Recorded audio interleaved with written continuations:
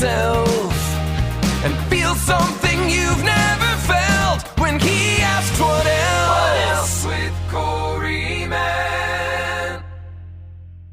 Welcome to What Else with Corey Mann. And when I'm introducing somebody, usually I say, for example, this is Jason Gray, and I introduce them to somebody. But with you in particular, I notice I say, this is my friend, Jason Gray.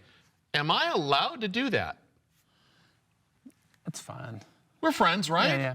We're friends. Yeah, of course. Yeah, friends. Known each other for a while. Of course, we're friends. I feel we go like way back. It goes back to. I'm very honored. Thank you. 2009, I think, is when I first met you. I think so too. Yeah. What do you remember about 2009? Is that the front end of record deal? Starting to do some radio tours? I would say so. What do I remember about? I remember that I signed with Centricity Music in 2007, so that's a helpful kind of anchor point. I know that happened in that year, so 2009 probably would have been around the release of the next record, I bet. Okay. I think so. So that's how COVID really disrupted my ability to track with the years. All of us. Which it's weird how that confused my whole sense of time, and I'm getting older too, so it's just harder to remember things. But. Let's do this up on the top in case there's someone watching and or listening for the first time. Yeah. You have, I want to say this correctly, would it be a speech disability? Is that how we say it in 2023? Sure. I can't believe you brought that up, but okay. It is what it is. Yeah. I'm joking, yes. I do have a speech handicap called, the correct terminology is impediment, but sometimes it's hard for me to say impediment, so I end up saying handicap because of my impediment. So the great mystery, the irony, the great mystery of this thing. Yeah. You listen to your records, and there's no hint of it anywhere. Of course, with recording, you can press pause and stop. Yeah. But I've seen you live, and it's nowhere. But it's when. Have you done a deep dive on where does this come from and why is this happening? One of the theories is that whatever mechanism that you have in you to remind you to breathe while you're speaking, I don't have that. So I have to focus on my breathing, make sure and when the breathing isn't happening, things get locked up, but if I concentrate on my breathing and I make sure that I'm taking breaths, which is a lot harder to do than you'd imagine if you have to think about it all the time. I'm much more fluent then. And when you sing, all your breathing is automatically kind of programmed in. So. How about this? Here's what it's not. What's the assumptions people make when they hear this? Are they like, oh, he's obviously nervous? Right. Yeah. It's usually not nerves, although sometimes it is. It's usually nerves around not wanting to stutter, I know, with radio interviews, you don't want head space, and so I'm like, okay, you can't do it right now, and that's usually going to cause it, so it's kind of a nasty little trick that I play on myself. It usually will happen when I most don't want it to happen. But have you seen the movie The King's Speech? Yes. Yeah, so that's true of me too. I can, it goes away when I sing or when I cuss. So. Can we get the beeper ready in case we head south? Get that beeper ready. The delay button. Yeah. Not to dwell on this too much, but I'm out of pure curiosity. Do you recall when you were first aware of it yourself? Oh, there's something happening here. I don't sound like other kids, or I don't remember that. I do remember my grandma thinking I was doing it for attention, probably when I was like 5 years old. But some other key moments I remember around it is I remember the moment where I had a sense of being called, you know, and I used to argue with God about it, saying, okay, well, how's this supposed to work? Like, how can I be your spokesperson if I can't speak, you know? And just kind of being anxious around that. And then I had a moment where I thought, oh, okay, I get it now.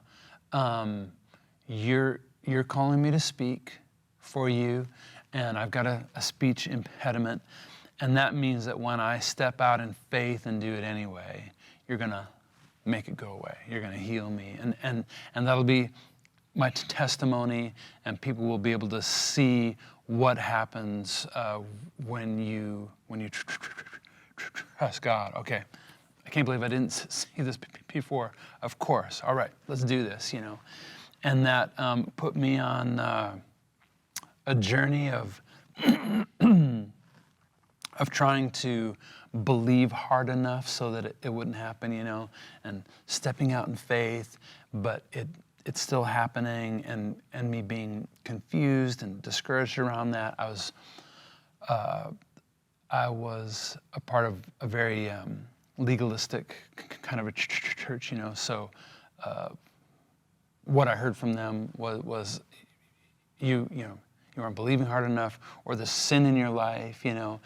And so I was on this shame, try harder treadmill, where if I could just believe enough or be good enough, you know, then God would heal me. And that was wearing me out, you know. I remember it was one of my first concerts I ever did. I was playing at a little coffee shop called the Coffee Hag in Mankato, Minnesota. And I played there that night.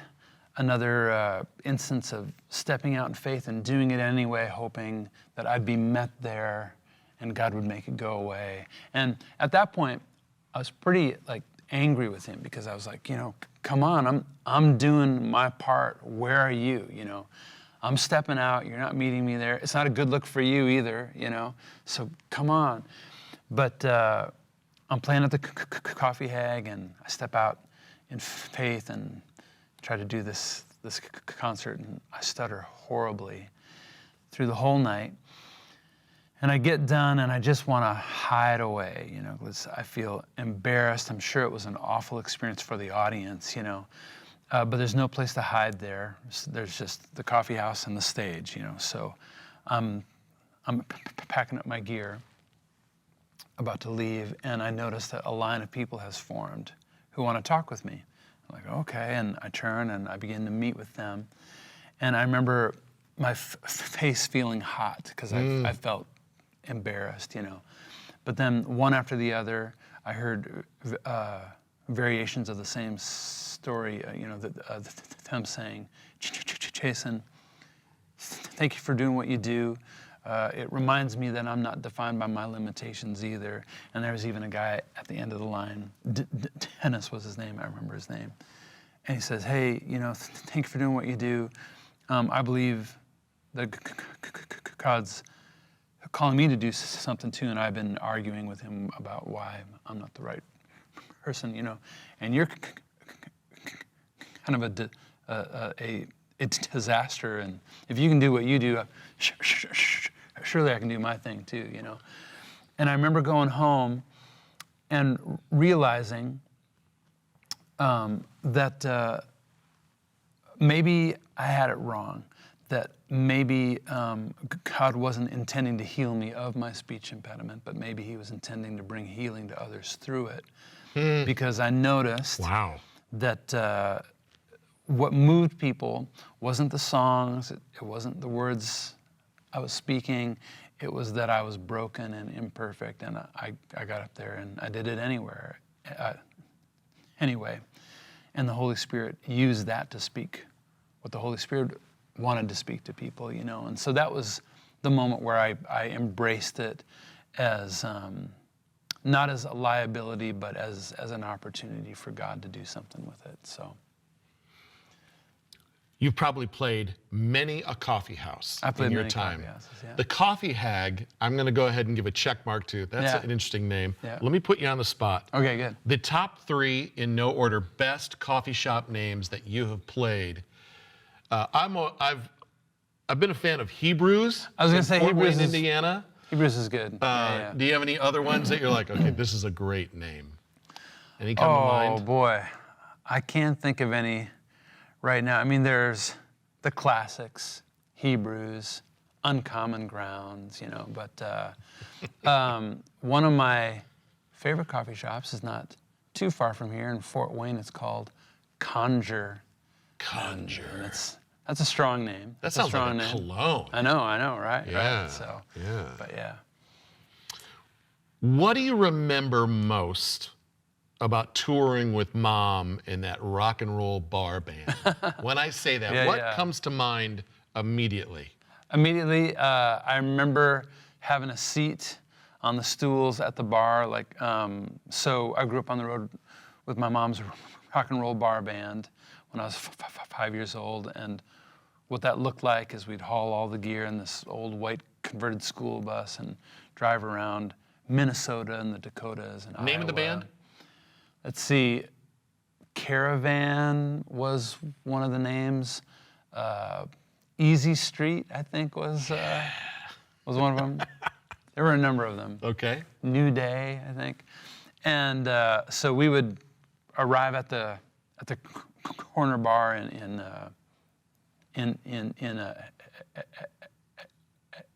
Aberdeen, South Dakota, you know, and haul in all the gear. And then my mom would stick me on a stool at the bar so she could keep an eye on me while she was working on the stage, singing the Eagles and Heart and the Doobie Brothers. And I remember just being a 5-year-old, hanging out at the bar, and I hated the smoke. I complained about the smoke all the time, but I had my bottomless glass of root beer, my Star Wars action figures, the waitresses adored me, the truck drivers loved having a little boy hanging out, so they'd like teach me how to play pool and talk Star Wars with me, and so it's a great time in my life. I loved it. All those things are probably illegal now in 2023, you know, but it was the 70s, you know, so we didn't even have seatbelt laws, you know, so it was. And it's the a Wild puzzle West out piece there, yeah. to who you are. But when do you, in those moments, like I constantly think of seeing Good Morning Vietnam. Yeah. And I remember pointing at the screen and going, that's what I want to do. what I wanna do, It wasn't I think I might want to do this. Yeah. It was a clarity moment of, that's what I want to do. Yeah. When did you have that moment with music? Was it any time during watching Mom play and do her thing, or was it later? I don't remember then, but I remember walking home from school as a 3rd grader and feeling like, I think I'm supposed to do music, you know? And the first music I cared about was Simon and Garfunkel. That was the first music I loved. And then after that, it was Kenny Rogers and then Kiss, but I won't go into that part of the story. But I loved Simon and Garfunkel, you know? And the way I interpret that now is I think I've always liked or been drawn to meaningful, message-oriented music, you know, and stuff. So as a 3rd grader, I had to sing. And then, you know, I wish I could remember the moment that I realized, oh, when I sing, my speech clears up, but I don't have a memory of that moment. So I think it was gradual, you know. When you started performing in front of people, was it a lot of originals, or were you doing a mixtape of Paul Simon, Billy Joel, you know, obscure indie people that you liked? The first 2 songs I learned were Closer to Find by the Indigo Girls. Okay. And Our God is an Awesome God by Rich Mullins, you know, so. What an amazing segue. Yeah. So armed with those 2 songs and a couple of my own, I started playing open mic nights, you know. Yeah. Yeah, so. You turn in this 14-page thesis on the music of Duran Oh, yeah. Duran, and you see the red marker up top, C+. Yeah. What was your mental state after all of that hard work, after the mixtape accompaniment to the teacher? What went wrong? Oh, you know, I think I saw the C+ as a win, actually. You did? Oh yeah, I mean, I knew I had done my best, and I was so. The context is, as an 8th grader, we were assigned our first research paper, Mrs. Turgeon, and she said it has to be 7 pages long, about anything you want, and I picked it to be about my favorite band, Duran Duran, and I wrote 14 pages. And I made a mixtape and a homemade poster. Took my time. I turned it in 2 weeks late, and she marked it up as a C+ and included the note, it would have been an A+ if you had turned it in on time. Good job. So I think all I saw was the good job, and I knew it was a good job too. Like I'd poured my, I'm actually working on a book right now of like commentary on each of my songs, and I go into that moment a little bit in part of the book about how when we love something, like it prepares us to discover things about it that we wouldn't know if we didn't love it. Like if you're doing research, it should be about something that you love, because that's the only way you're going to make meaningful discoveries about it, Like if I had done a research paper about anything else, it wouldn't have been as long. It probably still would have been late because of who I am as a person, But when you love something, it just draws your best out of you, right? And it causes you to see things you wouldn't otherwise see, So I loved Duran Duran, and so I believed in that research paper I turned in. I too love Duran Duran. Yeah, we have a yeah. lot in common. Yeah. You were supposed to have that book done previously. Right. What's the goal on the calendar now? So I have something to look forward to. When I leave here and I go to the airport, I'm hoping to get done with the first draft by the time I land in Nashville. Okay. I'm that close. It was due a year ago, actually. I thought I'll be able to knock this out, and then it just ended up being so much more work than I ever imagined.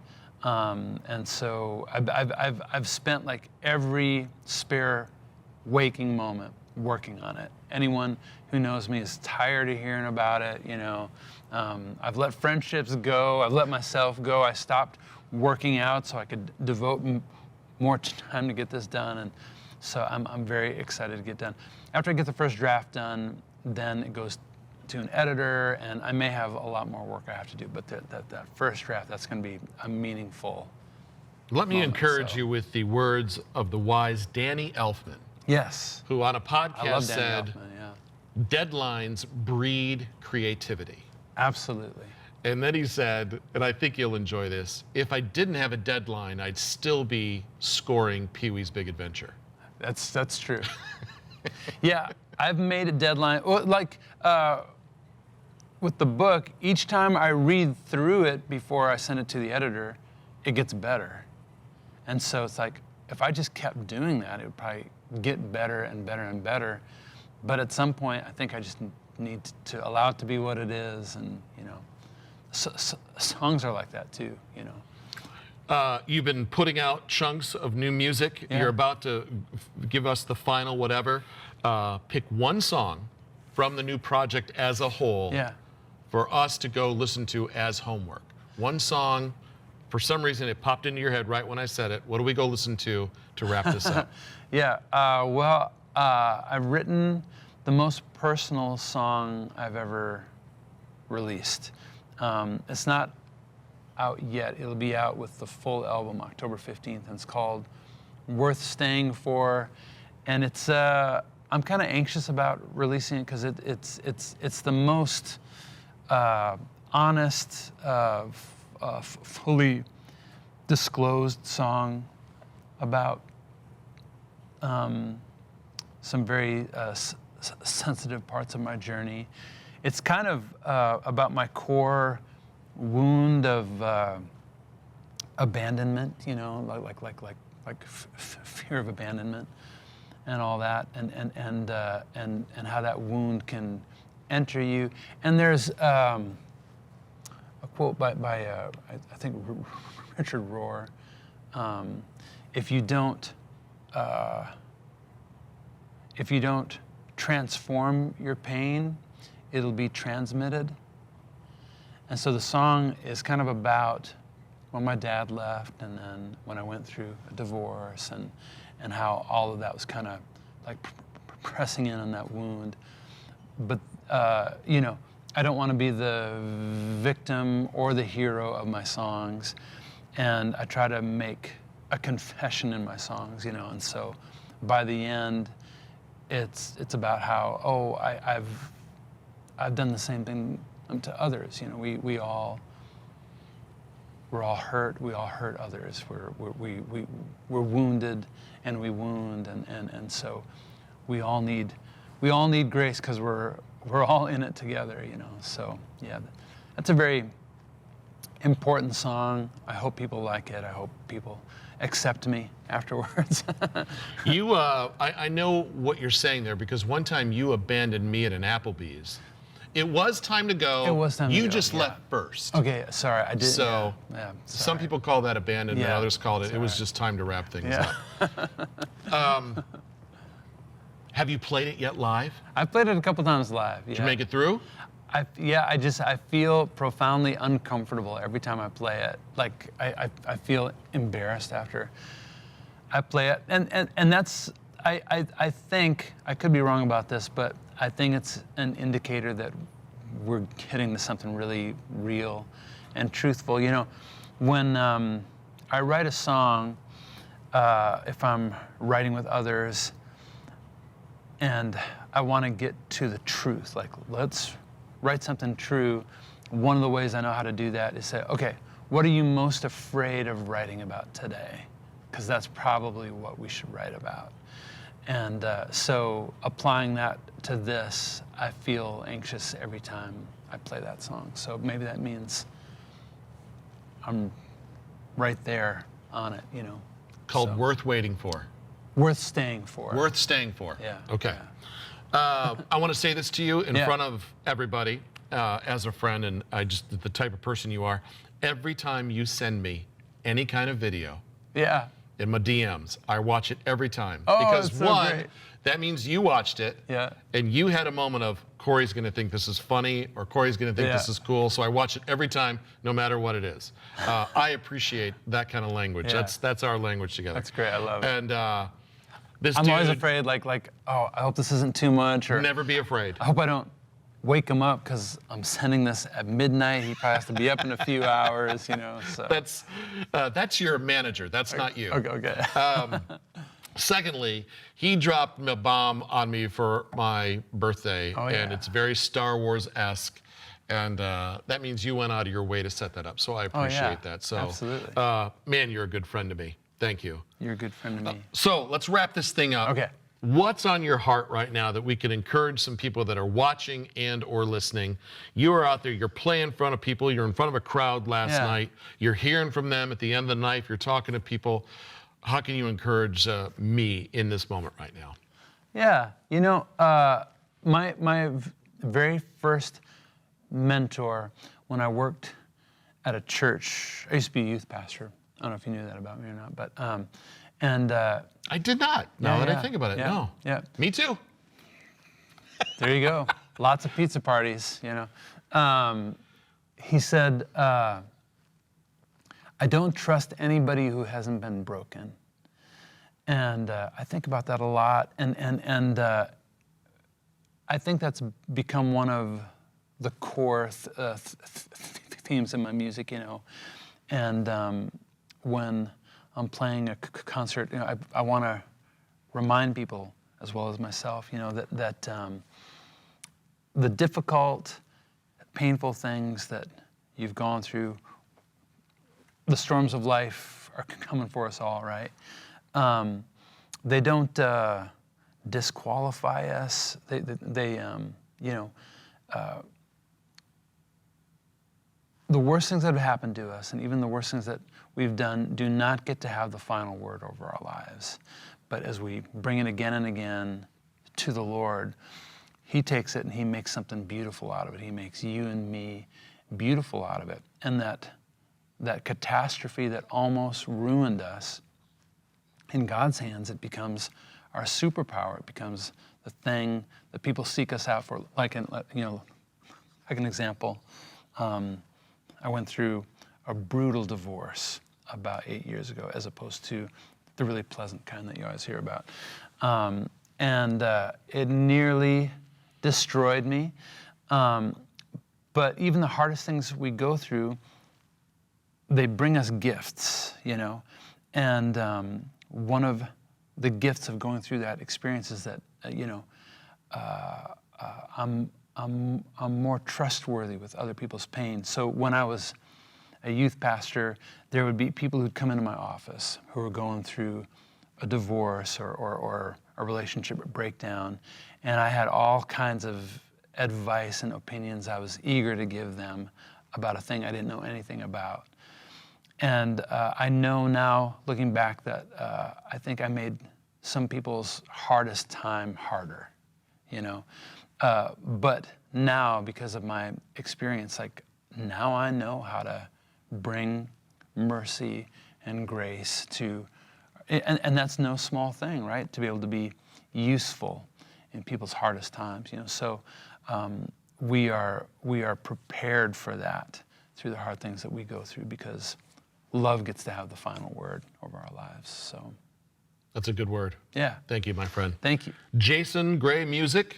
JasonGrayMusic.com, dates, yep. all the stuff. You're on all the streaming. You got a couple more new songs as we record this that you're finally going to sneak out, but the whole thing's done October 15th, I think, something October like 15th. that. Yeah. All right. That's close to Simon Le Bon's birthday. Unplanned or planned? Yeah. Was that you're like, I want this? Unplanned, but I'm not surprised that fate would converge. I think his birthday is October 27th, if I remember right. We'll have to check your Research paper. term paper to Yeah, see I know, right? if that's... My guest has been Jason Gray. Thanks for watching. Thanks for listening to What Else with Corey Mann. JasonGrayMusic.com for more information.